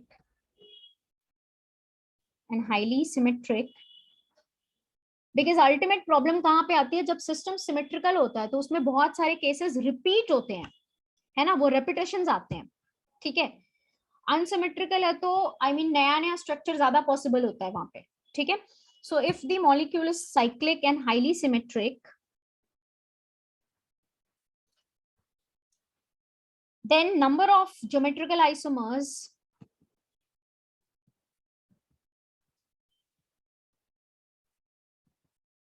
then number of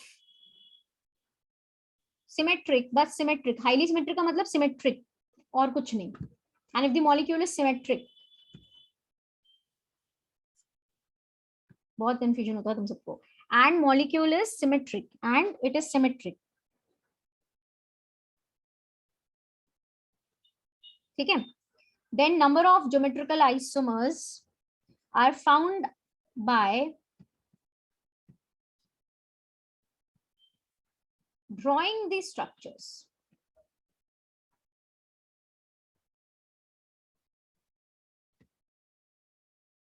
are found by drawing the structures, as I always said that कि आप लोग सबसे अच्छा होता है कि structures draw करके निकाल लो फटाफट से, ठीक है। देन अब चलो, अगर मैं आप लोगों से यहाँ पे ये पूछती हूँ, यहाँ पे मिथाइल है, यहाँ पे मिथाइल है और यहाँ पे मिथाइल है, आपको इसके total number of geometrical isomers निकालने हैं, total number of geometrical isomers, ठीक है। तो चलिए यहाँ पे आप बताइए इसके कितने total number of geometrical isomers बनेंगे। So how to find out the total number of isomers in this case geometrical isomers, कैसे करेंगे? बहुत ही सिंपल है। आप इसमें देखो arrangement, methyl methyl same side, ठीक है, मिथाइल मिथाइल सेम साइड, तो यहाँ पे 3 मिथाइल्स हैं, तो एक केस क्या ले लो, तीनों मिथाइल को सेम साइड रखो। सेम साइड का मतलब चाहे अबव द प्लेन रखो या बिलो द प्लेन, ठीक है क्लास। ये तीनों मिथाइल को आपने सेम साइड रखा, सेम साइड का मतलब चाहे अबव द प्लेन रखो या बिलो द प्लेन रखो, I mean even if you are writing like this, ये दोनों सेम है, ये दोनों सेम है। मिथाइल अगर अबव द प्लेन है तो तीनों सेम साइड पे है, all 3 methyls on the same side, all 3 methyls on the same side. एक स्ट्रक्चर ये हो गया। दूसरा क्या होगा, एक तो ये हो गया, दूसरा क्या होगा, दो मिथाइल को सेम साइड रखो, एक को ऑपोजिट रखो। दो मिथाइल को सेम साइड रख दिया, दो मिथाइल को सेम साइड रख दिया, आप किसी को भी रखो, एक को ऑपोजिट रखा। या ये ऐसे भी हो सकता है, दो मिथाइल को सेम साइड रखने का मतलब इन दोनों को नीचे कर दिया, इस वाले को ऊपर कर दिया। Again it is the same thing, 2 methyls on the same side, 1 is on the opposite side. इसमें तीनों सेम साइड, चाहे आप इसको ऐसे रिप्रेजेंट करो या ऐसे रिप्रेजेंट करो, it is the same thing. तो यहाँ पे इसके कितने ज्योमेट्रिकल आइसोमर्स बनेंगे, 2 बनेंगे। कुछ लोग ये भी पूछ सकते हैं कि इन दोनों को सेम साइड रखा तो इन दोनों को रखते, चाहे आप इन दोनों को रख दो, अगर आप ऐसे रख दो, इन दोनों को सेम साइड रख दो, इसको ऑपोजिट रखो, इन दोनों में कोई डिफरेंस है क्या? नहीं है, नहीं है। इसीलिए इसमें दो ही आपके पॉसिबिलिटीज हैं। एक तो है कि तीनों जो है आपका, तीनों मिथाइल सेम साइड पे हो, दो सेम साइड पे हो, एक ऑपोजिट हो। So this is one another case which is possible, ठीक है। ठीक है, तो अगर आप ध्यान से देखो तो ये क्या है, ये दोनों के रिस्पेक्ट में ये दोनों सेम साइड सिस, ये दोनों सेम साइड पे हैं सिस, ये दोनों सेम साइड पे हैं सिस, ठीक है। यहाँ देखो ये दोनों सेम साइड पे हैं तो सिस, ये ऊपर और ये नीचे, तो इन दोनों के रिस्पेक्ट में क्या हो जाएगा, ट्रांस। ये वाला ऊपर है और ये वाला नीचे है तो ट्रांस, तो इसमें बना सिस सिस सिस, दूसरा क्या बन रहा है, सिस ट्रांस ट्रांस। सो इसमें कितने ज्योमेट्रिकल आइसोमर्स बने आपके, 2 ज्योमेट्रिकल आइसोमर्स बने, 2 ज्योमेट्रिकल आइसोमर्स, ठीक है। Is that clear class? There are 2 geometrical isomers which are formed in this case.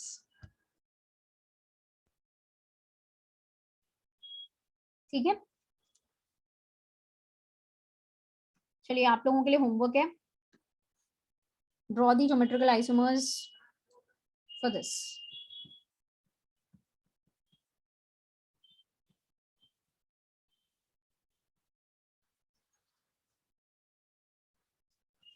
So you have to draw the total geometrical isomers for this compound. चारों same side, एक बार क्या होगा, 3 same side एक opposite, ठीक है, 3 same side और एक opposite, फिर 2 सेम साइड एक दो ऑपोजिट, इस तरह से कर करके आपको total number of geometrical isomers निकालने हैं।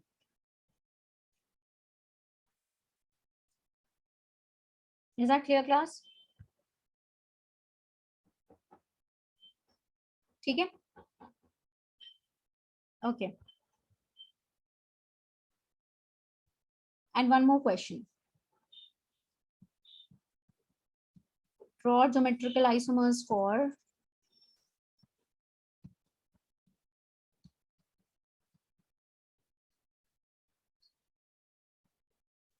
CH3,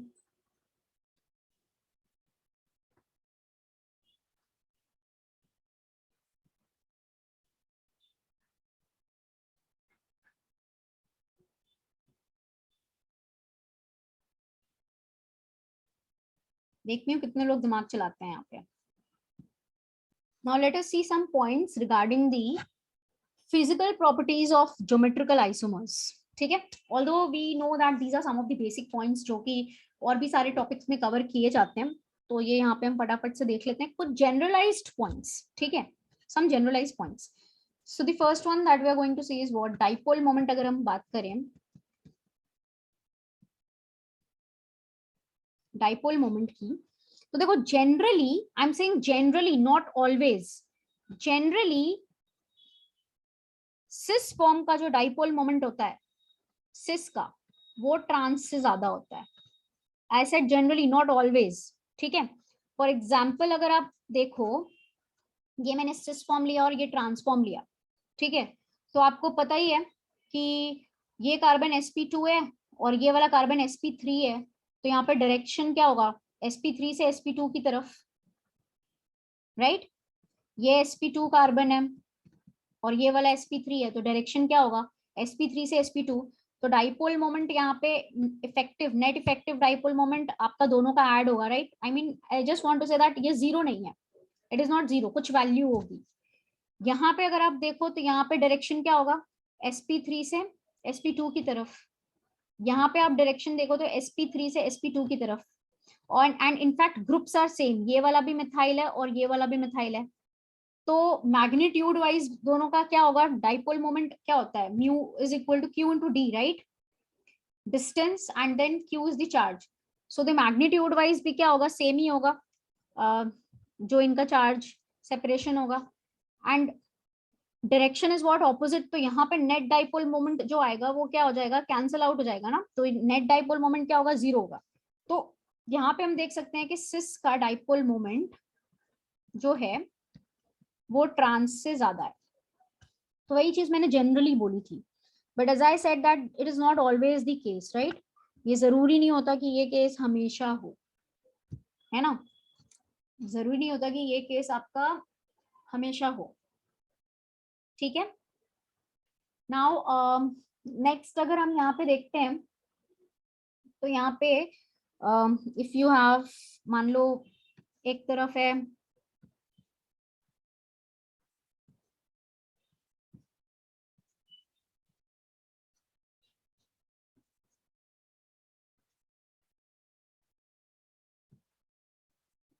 I've taken methyl and chlorine, methyl and chlorine, तो क्या होगा क्लास एक, इसमें तो क्या होगा, इसमें डायरेक्शन क्लोरीन की तरफ जाएगा और इसमें मिथाइल की तरफ आएगा, ठीक है. और इसमें क्या होगा, मतलब डायरेक्शंस आप देख सकते हो, they are not in the same direction, but यहाँ पे क्या होगा, कार्बन से क्लोरीन की तरफ जाएगा और ये sp2 कार्बन, ये sp3, तो ये दोनों, ये sp3 से sp2 की तरफ आ रहा है, तो इसमें क्या होगा, नेट डाइपोल मोमेंट जब आप निकालोगे तो इन दोनों का एडिशन होगा, वेक्टर एडिशन होगा, राइट. तो ऑब्वियसली जो मैग्नीट्यूड वाइज होगा ट्रांस का, मतलब this is not going to be zero, इसका भी जीरो नहीं होगा dipole moment, and obviously cis का भी डाइपोल मोमेंट जीरो नहीं होगा. बट सिंस यहाँ पे दोनों का डायरेक्शन सेम है, तो यहाँ पे क्या होगा, नेट एडिशन होगा, तो ऑब्वियसली ट्रांस का डाइपोल मोमेंट यहाँ पे क्या हो जाएगा, सिस से ज्यादा हो जाएगा. So that's what I said कि जनरली सिस का डाइपोल मोमेंट ट्रांस से ज्यादा होता है, but that is not always the case, it depends on the molecule, ठीक है. Next physical property for the geometrical isomers that we are going to discuss is the boiling point and solubility.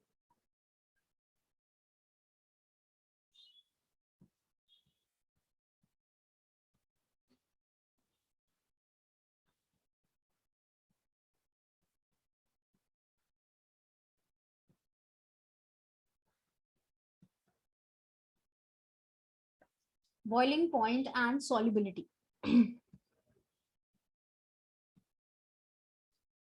अब देखो boiling point and solubility जो होता है वो depend करेगा, boiling point जो होता है वो डिपेंड करता है किस पे, आपका इंटरमोलिकुलर फोर्सेस ऑफ अट्रैक्शन पे, है ना, intermolecular forces of attraction. And अगर मैं आपसे पूछूं इंटरमोलिकुलर फोर्सेस, लाइक अगर आपका कोई आयोनिक कंपाउंड है या फिर आपका कोई पोलर कंपाउंड है और कोई नॉन पोलर कंपाउंड है, तो पोलर कंपाउंड में आपका वैन डर वाल्स फोर्सेस ज्यादा होता है ना compare to the non polar compound, ठीक है. इस वजह से जितना ज्यादा डाइपोल मोमेंट होगा मतलब पोलैरिटी ज्यादा होगी, डाइपोल मोमेंट अगर ज्यादा है तो पोलैरिटी ज्यादा होगी, तो क्या होगा, वैन डर वाल फोर्सेस ज्यादा होंगे, वैन डर वाल फोर्सेस ज्यादा होंगे तो बॉइलिंग पॉइंट ज्यादा होगा. So we can say that boiling point and solubility, अगर जनरली मैं यहाँ पे कुछ स्पेसिफाई नहीं कर रही हूँ, तो that means I am talking about solubility in water. That means I am talking about solubility in water. And water जो होता है ये पोलर सॉल्वेंट होता है ना, पानी खुद पोलर होता है. तो लाइक डिसॉल्व्स लाइक, आपको ये पता होगा कि लाइक डिसॉल्व्स लाइक. तो इसका मतलब वाटर अगर पोलर सॉल्वेंट है तो पानी में उस कंपाउंड की सॉल्युबिलिटी ज्यादा होगी जो कि पोलर होगा, राइट. एंड पोलर का मतलब डाइपोल मोमेंट. तो जिस कंपाउंड का डाइपोल मोमेंट ज्यादा उसमें पोलैरिटी ज्यादा, और अगर पोलैरिटी ज्यादा है तो वो वाटर में, दैट मीन्स एक पोलर सॉल्वेंट में उसकी सॉल्युबिलिटी भी ज्यादा होगी. Therefore we can say that boiling point and solubility वो आपकी किसके ऊपर डिपेंड कर रही है, डाइपोल मोमेंट पे डिपेंड कर रही है. एंड जनरली हमने क्या बोला कि डाइपोल मोमेंट किसका ज्यादा होता है, सिस का. तो generally boiling point and solubility cis की ज्यादा होगी, but that's not always the case. As I said, dipole moment molecule के स्ट्रक्चर पे इन सब पे भी डिपेंड करता है, राइट. तो आपको वो चेक करना पड़ेगा, उसके हिसाब से boiling point and solubility we can find out. Next is melting point.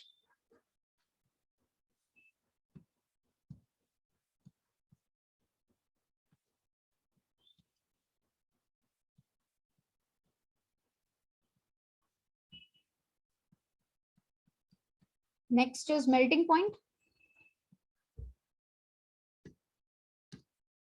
तो मेल्टिंग पॉइंट क्या होगा क्लास, मेल्टिंग पॉइंट जो होता है ना वो डिपेंड करता है आपके पैकिंग पे. Melting point depends on the packing, ठीक है. किस तरह से आपके मॉलिक्यूल्स की आई मीन जो मॉलिक्यूल्स है उसमें पैकिंग किस तरह से है, डिपेंड्स ऑन पैकिंग.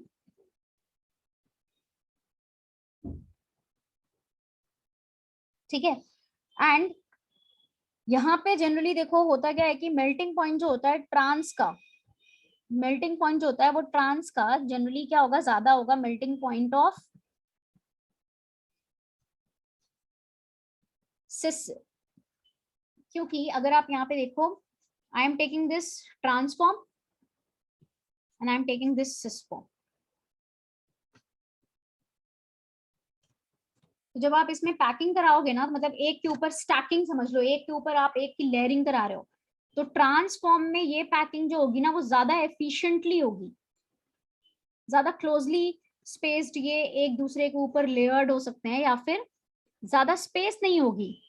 बट सिस में क्या होगी, ये जो पैकिंग होगी वो इतनी अच्छी पैकिंग नहीं होती, बीच में काफी ज्यादा स्पेस खाली रहेगी, ठीक है. एफिशिएंटली वो पैक्ड नहीं हो पा रहे हैं.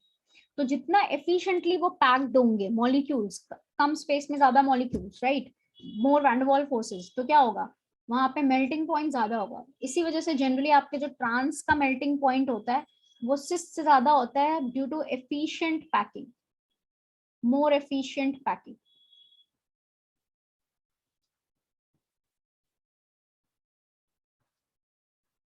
ठीक है. और यहाँ पे लेस एफिशिएंट पैकिंग है.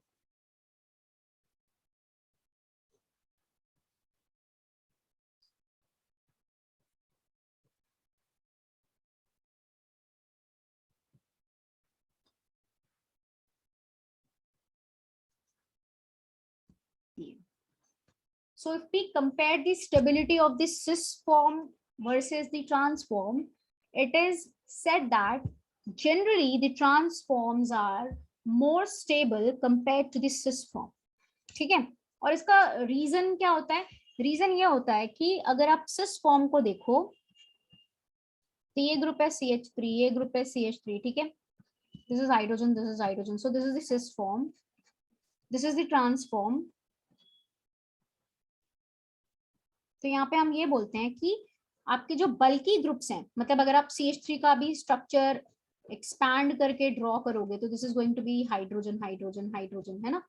यहाँ पे भी एग्जैक्टली वही चीज की कार्बन के साथ 3 हाइड्रोजन जुड़े हुए हैं, बल्की ग्रुप.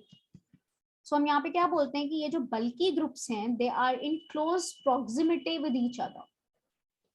ठीक है. तो यहाँ पे स्टेरिक रिपल्शन ज्यादा होता है. और स्टेरिक रिपल्शन अगर ज्यादा होगा तो एनर्जी ज्यादा होगी, या हम क्या बोल सकते हैं कि स्टेबिलिटी कम होती है। सो वी कैन से कि सिस फॉर्म और ट्रांस फॉर्म में स्टेरिक रिपल्शन यहाँ ज्यादा होता है, मोर स्टेरिक रिपल्शन।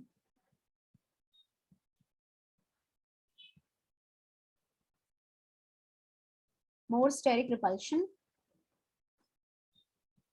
देयरफॉर यहाँ पे एनर्जी क्या हो गई, ज्यादा हो गई, देयरफॉर यहाँ पे स्टेबिलिटी क्या होगी, कम होगी। ठीक है, ट्रांसफॉर्म में रिपल्शन नहीं है, ये दोनों ग्रुप्स क्या है, बल्कि ग्रुप्स बहुत दूर दूर हैं, तो क्या है, रिपल्शन नहीं है, या बहुत ही कम रिपल्शन होगा, मिनिमम, या नहीं है, ना के बराबर है।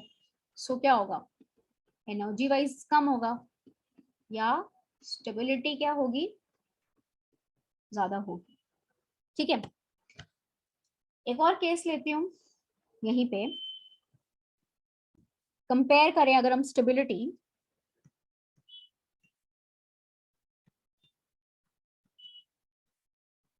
suppose I have taken a molecule which is your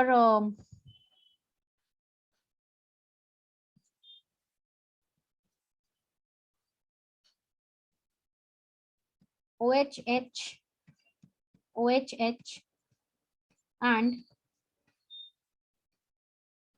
OHH, OHH. So this is OH on the same side, OH on the same side, ये cis form हो गया, transform हो गया. Now if you compare the stability of these two compounds, तो बताइए कौन ज्यादा stable होगा, कौन ज्यादा स्टेबल होगा क्लास, बताइए, cis is more stable और trans? Come on बच्चों, दिमाग लगाओ, दिमाग लगा लिया सबने, लगा लिया सबने दिमाग, है ना? Now if you all see this thing, तो ये आप जरा ध्यान से देखिए क्या होगा, यहाँ पे हाइड्रोजन एंड ऑक्सीजन के बीच में क्या होगी, इंट्रा मॉलिक्यूलर हाइड्रोजन बॉन्डिंग। क्या प्रेजेंट है यहाँ पे, intramolecular hydrogen bonding. Intramolecular hydrogen bonding की वजह से सिस फॉर्म जो है वो ट्रांस से ज्यादा स्टेबल हो गया।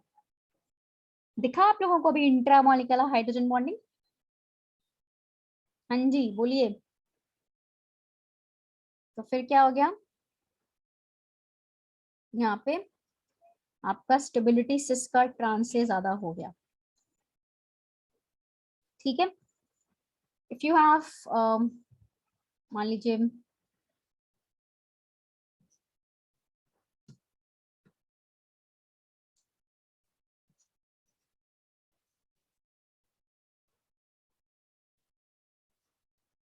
hydrogen and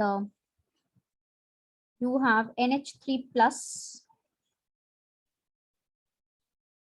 and hydrogen and OMe, methoxy group present है यहाँ पे, and here you have NH3 plus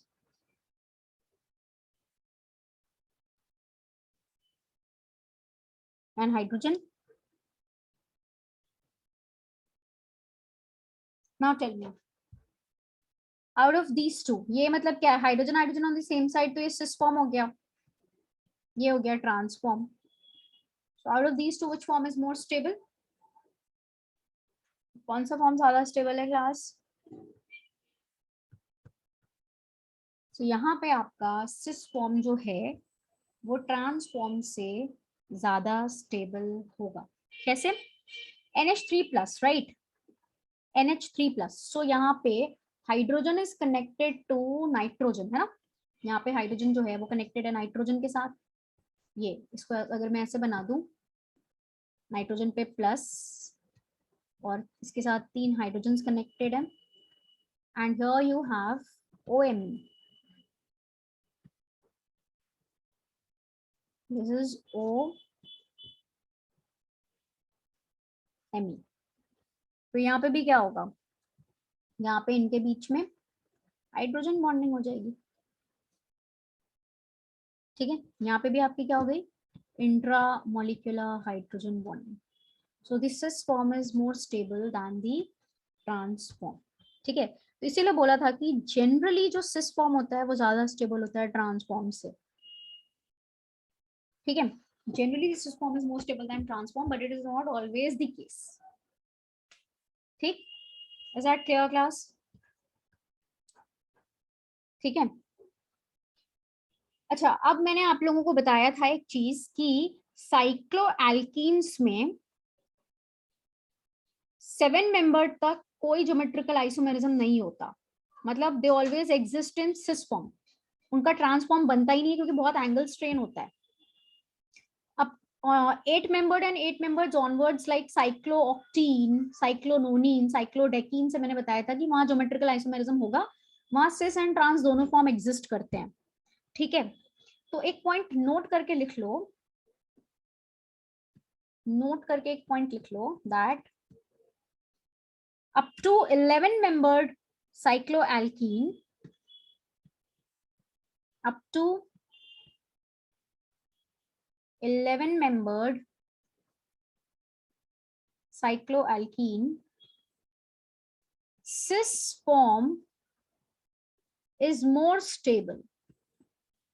मतलब cis and trans बनना ही स्टार्ट कब से हुआ है? 8 मेंबर्ड से. 8, 9, 10, 11, 12 बनेगा, बट 8, 9, 10, 11 तक, up to 11 तक, मतलब 8 onwards till 11th, cis form is more stable. Cis form is more stable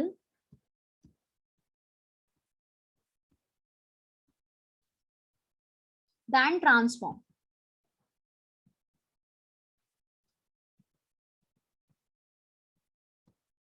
ठीक है, and 12 membered and more than 12 membered में आपका ट्रांस जो होगा वो ज्यादा स्टेबल होता है. 12 मेंबर्ड